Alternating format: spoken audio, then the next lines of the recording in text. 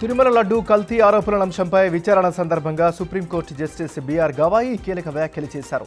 లడ్డు కల్తీ జరిగితే అది తీవ్రమైన అంశమని, అందుకే దీనిపై స్వతంత్ర దర్యాప్తు జరిపితే మంచిదని తెలిపారు. సిట్ను 5 సభ్యులతో ఏర్పాటు చేయాలని సూచించారు. ఇందులో సిబిఐ నుంచి 2, ఏపీ నుంచి 2, ఎఫ్ఎస్ఎస్ఏఐ నుంచి 1 ప్రాతినిధ్యం వహించాలని పేర్కొన్నారు. వైసీపీ మాజీ ఎంపీ నందిగం సురేష్కు ఊరట లభించింది. ఆయనకు హైకోర్టు షరతులతో కూడిన బెయిల్ మంజూరు చేసింది. టీడీపీ కేంద్ర కార్యాలయంపై దాడి చేసిన ఘటనలో ఆయనకు పోలీసులు అరెస్ట్ చేశారు. హైదరాబాద్ సోమాజిగూడ యశోద ఆసుపత్రిలో బీఆర్ఎస్ నాయకులు దౌర్జన్యం చేశారు. ఆసుపత్రిలో వీడియోలు తీయొద్దని సిబ్బంది వారించడంపై రెచ్చిపోయారు. సెక్యూరిటీ సిబ్బంది స్టాఫ్పై దాడి చేశారు. మాజీ మంత్రి జగదీశ్వర్ రెడ్డి అనుచరులు ఆసుపత్రి అద్దాలు ధ్వంసం చేశారు.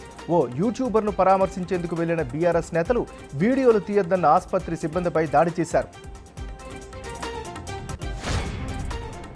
సైబరాబాద్ సైబర్ క్రైమ్లో యూట్యూబర్ హర్షసాయి బాధితురాలు మరో ఫిర్యాదు చేసింది. సోషల్ మీడియాలో తనపై ట్రోలింగ్ చేస్తున్న వారిపై చర్యలు తీసుకోవాలని ఫిర్యాదులో పేర్కొన్నారు. హర్షసాయి ఉద్దేశపూర్వకంగా ట్రోలింగ్ చేయిస్తున్నాడని ఆమె ఆరోపించారు. బాధితురాలు పలు స్క్రీన్ షాట్లను పోలీసులకు సమర్పించారు. దీంతో వారు కేసు నమోదు చేసి దర్యాప్తు చేస్తున్నారు. నిజామాబాద్ జిల్లా కేంద్రంలో వీధి కుక్కలు స్వైర విహారం చేస్తున్నాయి. కోటగల్లి మైసమ్మ వీధిలో 6 ఏళ్ల చిన్నారి హరినేత్రపై దాడి చేశాయి. కిరాణా షాపులో బిస్కెట్ కొనుగోలు చేసి వెళ్తున్న చిన్నారిపై విరుచుకుపడ్డ వీధి కుక్క చిన్నారి చెంప, పెదవిపై కరిచింది.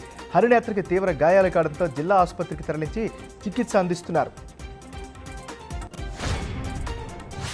ఢిల్లీలోని తన అధికారిక నివాసాన్ని ఆప్ జాతీయ కన్వీనర్ మాజీ సీఎం కేజ్రీవాల్ ఖాళీ చేశారు. కుటుంబ సభ్యులతో కలిసి కొత్త నివాసానికి వెళ్లారు. ఇటీవల ఢిల్లీ సీఎంగా అతిశీ బాధ్యతలు అప్పగించడంతో అధికార నివాసాన్ని ఖాళీ చేయాలని ఆయన నిర్ణయం తీసుకున్నారు. ఇరాన్, ఇజ్రాయెల్ మధ్య భీకర యుద్ధం కొనసాగుతోంది. ఈ నేపథ్యంలో అరబ్ దేశాలు దేనికి మద్దతుగా ఉన్నాయి అనే దానిపై సర్వత్రా చర్చ జరుగుతోంది. అయితే అరబ్ దేశాలు తాము ఎవరికి పక్షం వహించకుండా తటస్థంగా ఉన్నట్లు పేర్కొన్నాయి.